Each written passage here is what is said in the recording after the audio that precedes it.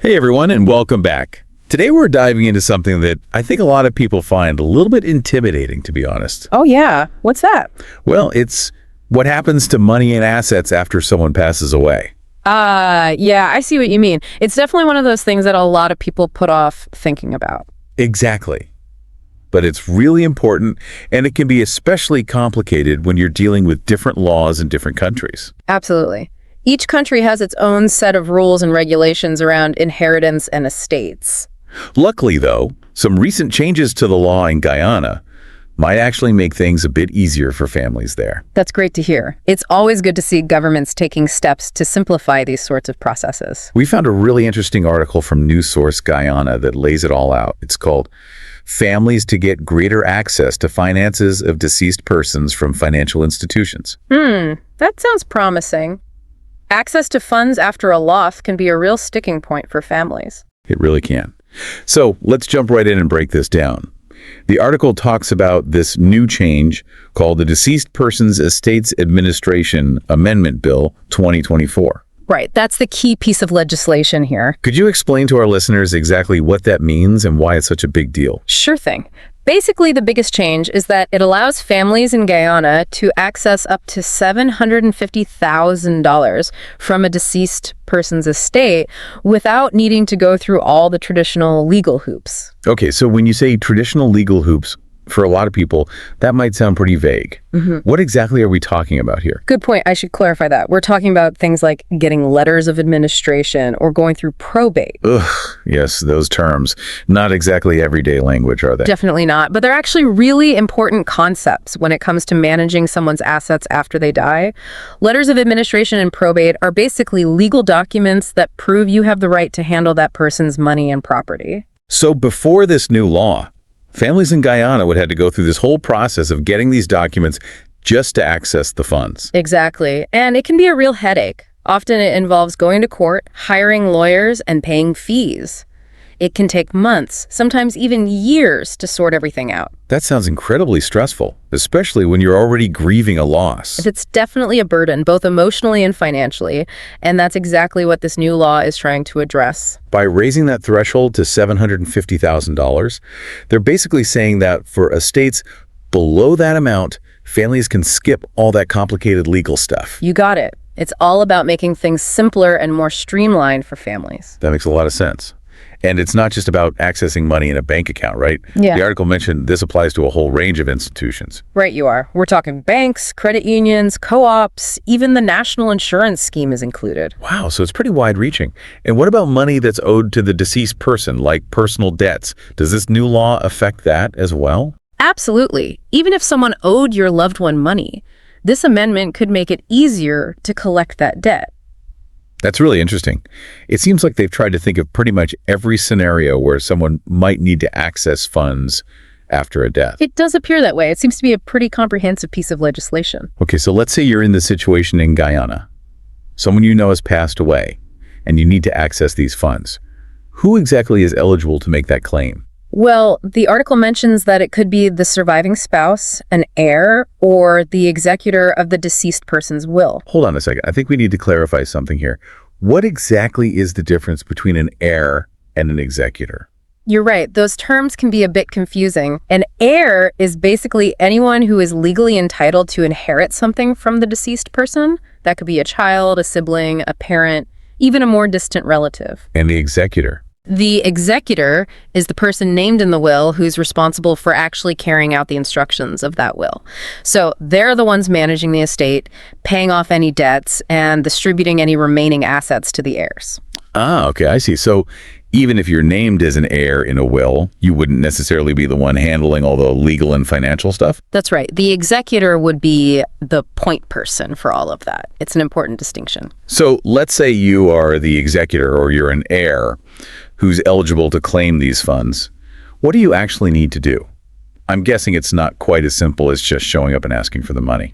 Not quite. There's still some paperwork involved. Claimants still need to provide proof of their identity and their relationship to the deceased person. Ah, so you can't just walk out off the street and claim to be a long-lost relative, I guess. Not quite that easy. You'll likely need to provide things like a marriage certificate, birth certificate, or maybe a copy of the will if you're the executor.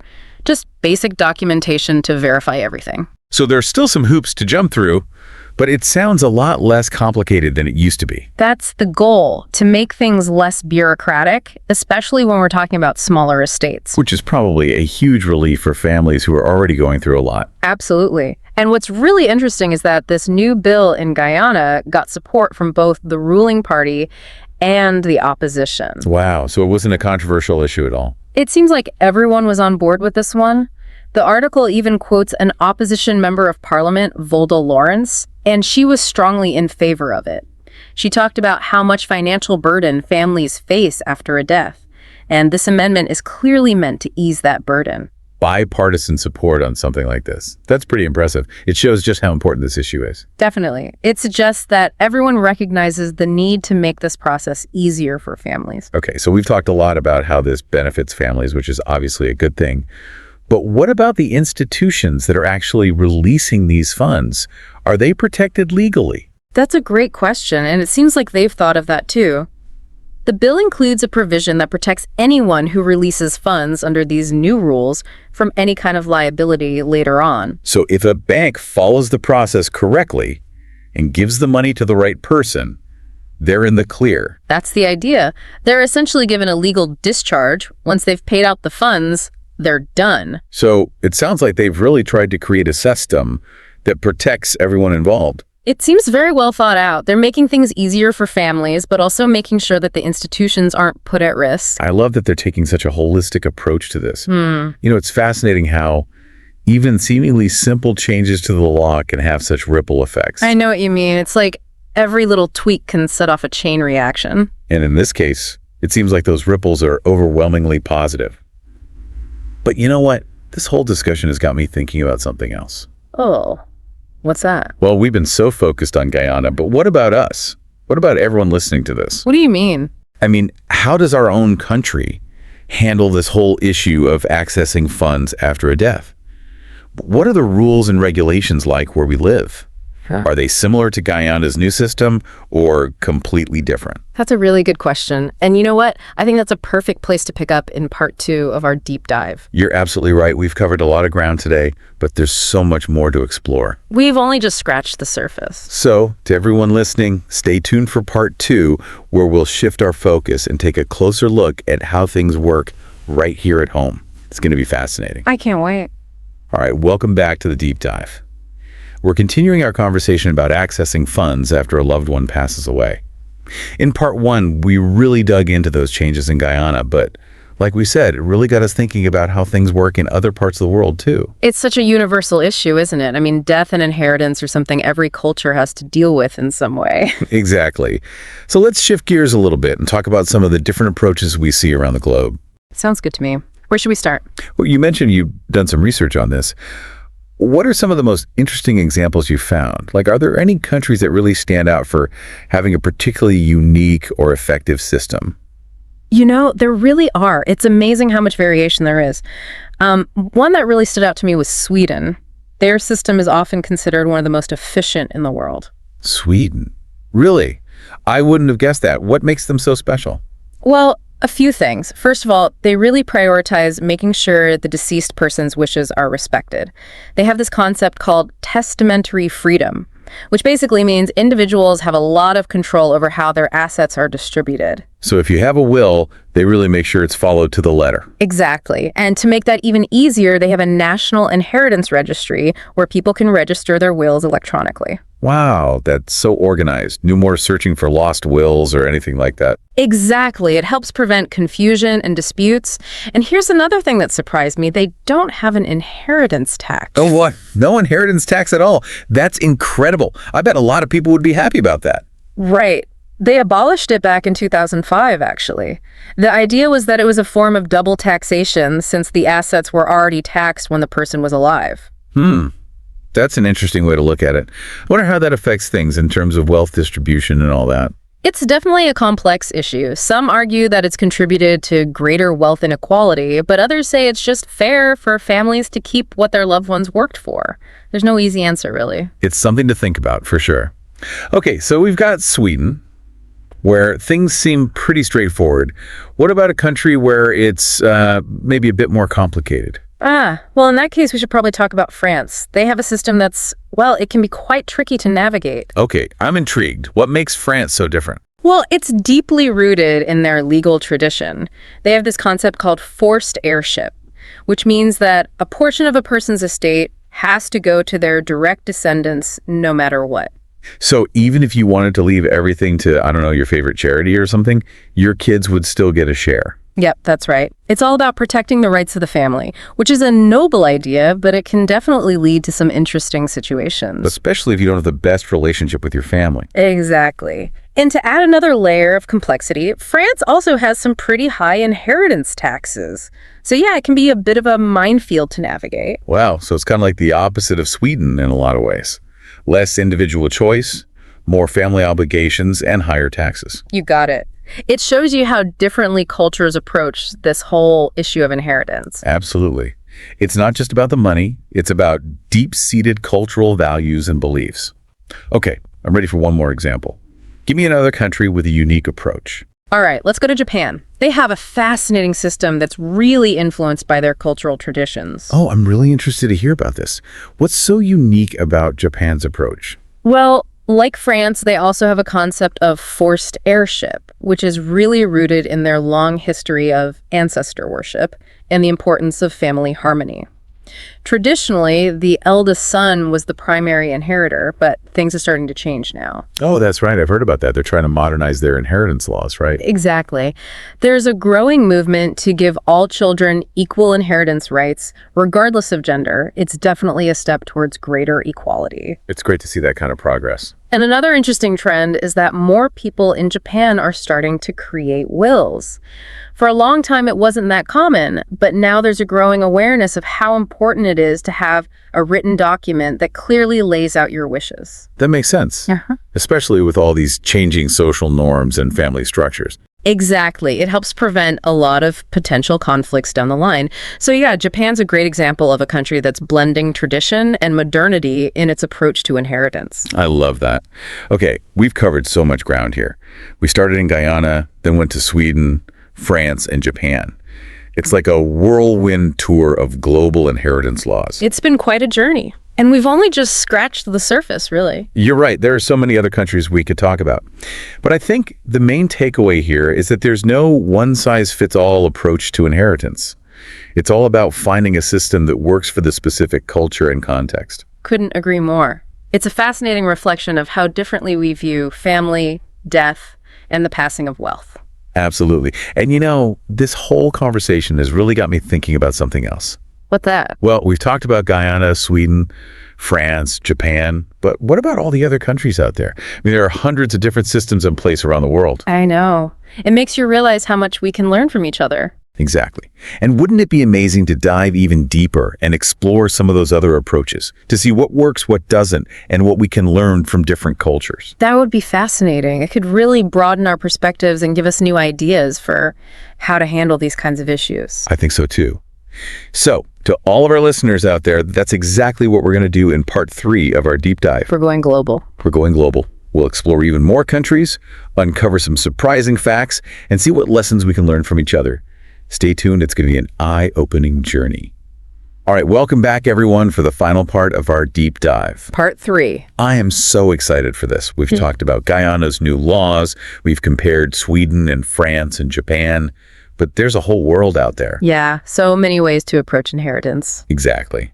So where should we go next on our global tour of inheritance laws? Well, how about we head south to Brazil? Brazil. Okay, I'm intrigued.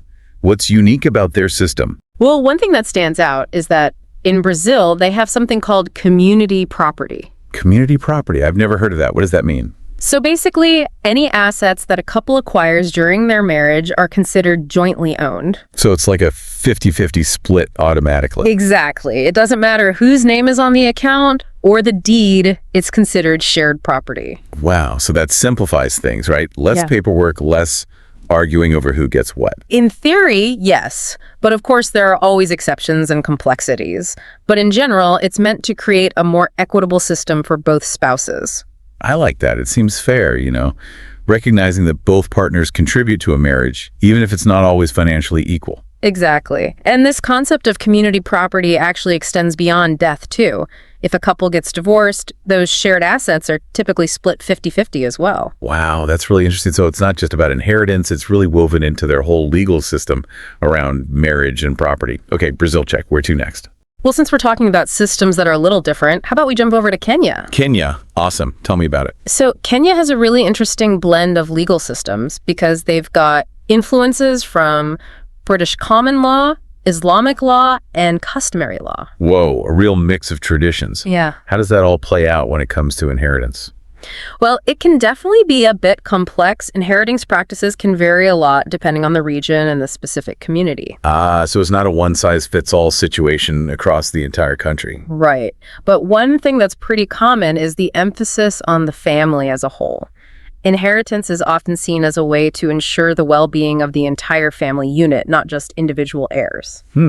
So it's less about dividing up assets and more about making sure the family stays strong and supported. Exactly. And in many communities, land is considered particularly important. It's not just about its monetary value, it's tied to ancestral heritage and cultural identity. So inheritance in Kenya is about so much more than just the money. It's about preserving family bonds, cultural traditions, and a sense of belonging to the land. It's really beautiful when you think about it that way. Okay, I'm loving this global tour.